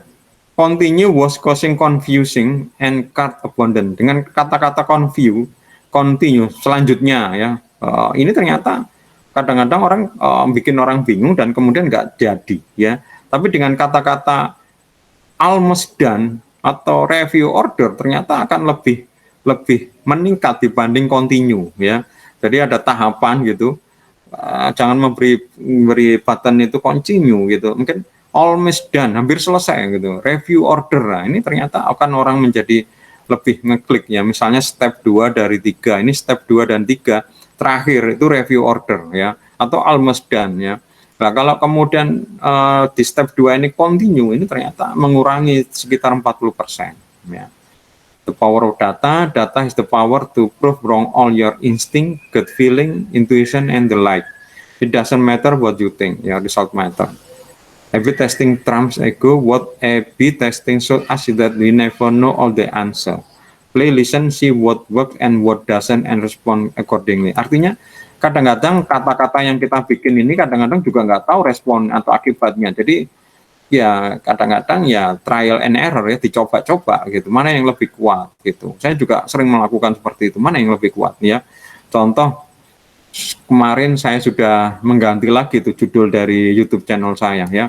YouTube channel saya, aku juga memperhatikan kalau judul seperti ini kemungkinan diklik berapa ya, padahal sama, saya cuma hanya mengganti judulnya aja. Ini juga ternyata pengaruh ya, kalau judulnya begini dengan judulnya begitu ternyata ngekliknya juga akan berbeda ya. Maka ini juga salah satu belajar konten ya, karena saya juga salah satu kegiatan saya kan adalah YouTuber ya. Nah ini saya kepingin juga video saya juga banyak dilihat orang. Nah ini caranya juga dengan membuat judul ya, membuat thumbnail ini juga harus tahu bagaimana ya. Itu eksperimen terus ya. Jadi kalau sudah berhasil ya kita tahu mana yang berhasil atau tidak ya. Ya, kalau model seperti ini berhasilnya berapa? Kalau seperti ini berhasilnya berapa ya? Kelihatan ya. Oke. Materi hari ini selesai ya. Tugas sudah saya sampaikan tadi, mungkin yang barusan datang telat bahwa sudah saya sampaikan tugasnya adalah kalian cuma membuat blog kalau belum punya. Kalau sudah punya blog nggak apa-apa ya, berarti nggak bikin lagi blog apapun ya, blog apapun. Terus kemudian posting artikel pertama yaitu ambil dari tugas pertama poin yang keempat, yaitu cerita tentang diri Anda kalian itu. Jadi nggak perlu ngarang lagi, tapi kalau mau ngarang lagi monggo ya. Terus kemudian di-submit postingan itu. Terus kemudian setelah sudah submit itu, tolong di screenshot halaman depan. Halaman depan itu yang dilihat semua orang itu ya. Sama halaman untuk kita sebagai admin. Tentu setelah harus login dulu ya. Setelah login, masuk halaman admin, screenshot ya. Jadi hanya 2 halaman aja yang di screen capture ya. Ya ini front page sama web page. Kemudian hasil image tadi itu masukkan di dalam Word, ya benar Wordnya standar. Kemudian tinggal di-convert submit ke Pak Frila. Ya segitu aja, tugasnya mudah sekali dan ini tugas individu. Ada yang mau ditanyakan? Permisi Pak, tugasnya itu yang blog tadi itu individu atau kelompok? Individu, Kemal. Oh, bukan kelompok. Bukan, mudah Oh. sekali gitu, masa kelompok. Dan, Kemal ketinggalan ya. Iya Jadi, Pak. Jadi kenapa kok saya buat tugas itu? Nanti kita mengerjakan tugas, nanti memang karya-karya kalian bikin nulis ini itu nanti dimasukkan di blog itu ya. Jadi gampangannya saya paksa di pertemuan awal ini adalah kalian bikin kalau misalnya kertas itu kalian bikin clear folder ya. Jadi setiap kalian karya dimasukkan di situ, masukkan seperti itu ya. Saya paksa kalian ya, supaya kalian harus banyak menulis dan itu nanti kalau misalnya kalian mau sungguh-sungguh, tulisannya itu bisa diperbanyak ya. Makanya ini adalah individu ya, individu. Ya. Ada pertanyaan lain? Saya mau tanya. Gak dengar Daniel, suaramu pecah. Tes, bisa Pak? Suaramu putus-putus. Saya chat aja Pak. Chat. Iya, kamu chatting aja coba pertanyaanmu. Sekarang suaramu putus-putus ya. Kamu tanya di lewat chatting aja Daniel. Suaramu putus-putus. Nah, saya cek. Chatting. Ya, Theo. Pak, kalau di Wix itu nggak bisa itu ya Pak ya, kayak di Blogspot gitu ya Pak ya. Kalau Blogspot kan satu domain gitu, terus nanti dipencet, diklik itu nanti kan ada kayak keluar blog per blog gitu Pak. Kalau di Wix nggak bisa ya Pak ya? Nggak paham aku pertanyaanmu. Gimana Theo? Kalau di Wix? Blogspot, Ya, Blogspot. kan kalau saya search blog saya nanti kan keluar. Nah, kan ada kayak Pak, postingan pertama, postingan kedua gitu loh Pak. Iya, tuh. Terus? Nah, tapi kalau di Wix itu nggak bisa gitu ya Pak ya? Di Wix ya? Wix bisa. Kok perhalaman gitu Pak? Bukan, karena di Wix itu nggak default ya. Blog itu hanya salah satu feature. Jadi kamu harus keluarkan dulu feature blog itu.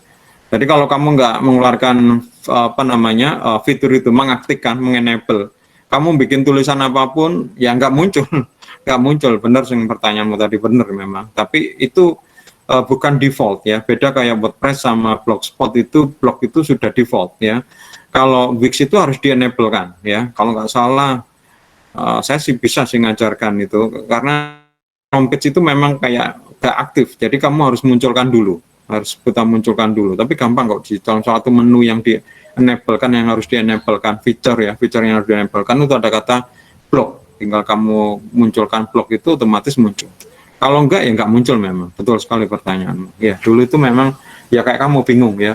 Kenapa kok tulisan nggak muncul? Nah, ternyata kalau di Wix itu blog itu opsional ya, harus diaktifkan ya. Beda dengan, memang mungkin beda ya kalau Blogspot atau Blogger dan WordPress ya, itu memang sejak awal itu memang kayak buat blogger, buat untuk blog ya. Tapi beda dengan Wix ya. Wix ini memang lebih ke arah corporate ya. Jadi kadang-kadang ya desainnya bagus-bagus, lebih ke arah konten ya, ke konten deskripsinya dari profil perusahaan, tapi bukan supaya blog. Makanya blognya nggak otomatis muncul ya. Jadi kalau kamu mau kelihatan muncul harus di-enable kan. Oke, pertanyaannya dari Daniel dulu, saya baca dari Daniel dulu ya teman-teman. Perbedaan call to action dengan call for action sama saja ya. Cuma istilah di internet itu, istilah mereka adalah singkatannya, yang lebih umum adalah call to action Daniel ya. Maka singkatannya CTA. Ini yang lebih lazim ya. Kalau call for action ya mungkin sama aja. Tapi di dunia online copywriting ini memang yang lazim itu adalah call to action. Intinya adalah bagaimana, sebenarnya kata-kata ini juga saya juga bingung. Call to action, call itu kayak panggilan tapi untuk melakukan sesuatu ya. Kenapa enggak ask to action ya misalnya ya, lebih tepat ya. Ini saya nggak tahu, makanya bahasa itu salah satunya adalah field of action sama frame of reference ya. Kenapa seperti ini, mereka akan lebih tahu karena yang punya bahasa ya. Saya cuma mengapa itu namanya call to action. Oke, ada pertanyaan lagi yang lain tadi yang mau tanya lewat suara? Tadi ada yang mau tanya tadi itu, saya cut karena saya mau menjawab pertanyaannya Daniel dulu. Siapa?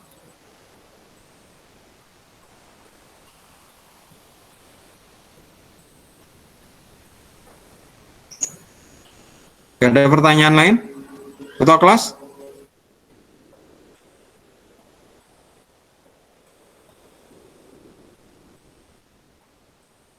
Halo, tes. Ada pertanyaan? Halo, ada pertanyaan lagi? Cukup jelas? Edwin, jelas? Kemal? Sudah jelas semua ya? Kalau sudah jelas semua, kita akhirin perkuliahan hari ini. Tugasnya seperti itu sudah saya sampaikan. Mulai saat ini, cobalah kalian menulis apapun ya. Jadi nanti kalau misalnya kalian di dalam semester ini bisa menulis buku, tunjukkan ke saya. Saya akan beri nilai A mata kuliah ini. Kalau misalnya di dalam semester ini kalian bisa membuat tulisan yang dimuat di media kredibel ya, kayak di Kompas atau Jawa Pos ya, tunjukkan ke saya, langsung saya beri nilai mata kuliah kalian A ya. Sedangkan kalau yang non kredibel kayak misalnya Surya gitu atau Surabaya Pos ya nanti mungkin saya akan pertimbangkan ya. Tapi kalau kalian misalnya mau menunjukkan nanti di akhir kuliah misalnya tulisan kalian banyak di sebuah blog misalnya ya, mungkin juga akan jadi bahan pertimbangan saya masalah nilai ya. Jadi memang tujuan mata kuliah ini adalah kalian menulis. Oh ya, belum saya cerita prospeknya ya. Prospek menulis ini banyak sekali teman-teman ya. Yang sekarang itu adalah digital marketing. Kalau nggak salah ada beberapa teman kalian yang sudah magang ya, atau mungkin sudah bekerja di perusahaan yang sekarang namanya digital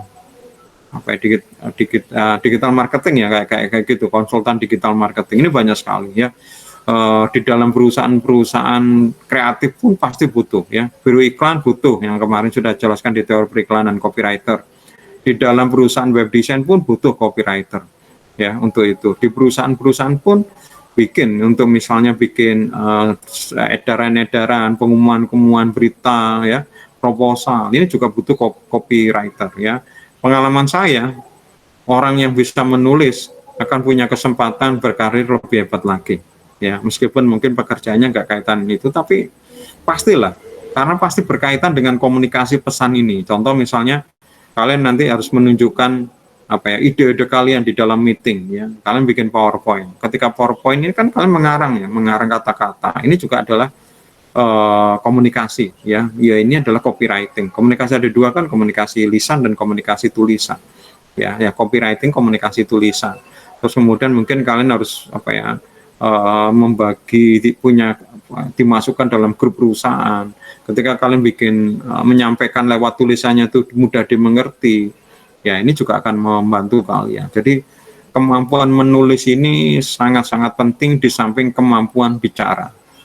Jadi kalau dibuat garis besar, kemampuan berkomunikasi ini penting ya. Jadi bahkan saya melihat itu ya, orang yang punya kemampuan skills yang praktis ini malah dikalahkan yang kemampuan yang ini ya, meskipun kemampuan skillnya nggak terlalu. Misalnya contoh gini, ada perusahaan desain ya yang bisa bikin logo, perusahaan A, kemudian juga ada perusahaan B ya, kemudian mereka ikut tender ketika sebuah perusahaan, anggap saja kayak Garuda, mau bikin logo misalnya atau meredesain ya. Nah, akan disuruh presentasi masing-masing, tolong tunjukkan. Nah, ini kelihatan. Padahal bisa saja ya, di perusahaan B ini orangnya pinter-pinter ya, tapi ketika presentasi presentasi kemampuannya dia nggak begitu bagus, dan orang justru terkesan dengan yang perusahaan A yang justru mungkin nggak terlalu pinter tapi pinter berkomunikasi, dan kemungkinan besar yang menang nanti ya perusahaan A ini. Jadi kemampuan komunikasi, baik komunikasi lisan maupun komunikasi tulisan ini penting, dan Stikom ini, Undika ini sudah membekali kalian. Untuk komunikasi tulisan ini ada di copywriting, dan untuk komunikasi tulisan, komunikasi lisan ada di public speaking, dan semuanya dikemas atau diberi dasar yaitu proses komunikasi itu. Ada chattingan kalau nggak salah. Oh ya, Ferdian mau tanya apa? Pak, permisi mau bertanya, kalau sudah punya blog sama udah tulisannya berarti bikin tulisan lagi ya Pak untuk tugasnya tadi? Iya, kamu tinggal bukan bikin tulisan ya, kalau kamu sudah punya blog, punya tulisanmu yang tugas pertama, poin yang keempat itu masukkan lagi ya, sebagai postingan yang paling baru ya, tambahan ya. Jadi kalau kamu sudah punya tulisan, tidak punya blog dan punya tulisan yang banyak, ya nggak apa-apa sebenarnya, tapi tambahkan lagi ya, sehingga tambah bagus lagi. Bagi yang nggak punya tulisan, ya minimal modalnya tadi itu, sudah ada tulisan yaitu di tugas yang pertama, poin yang keempat. Ya kecuali mungkin waktu di tugas yang pertama itu cuma asal mengerjakan, jadi cukup pendek, nggak bisa dijadikan postingan yang cukup bagus. Ada pertanyaan lain?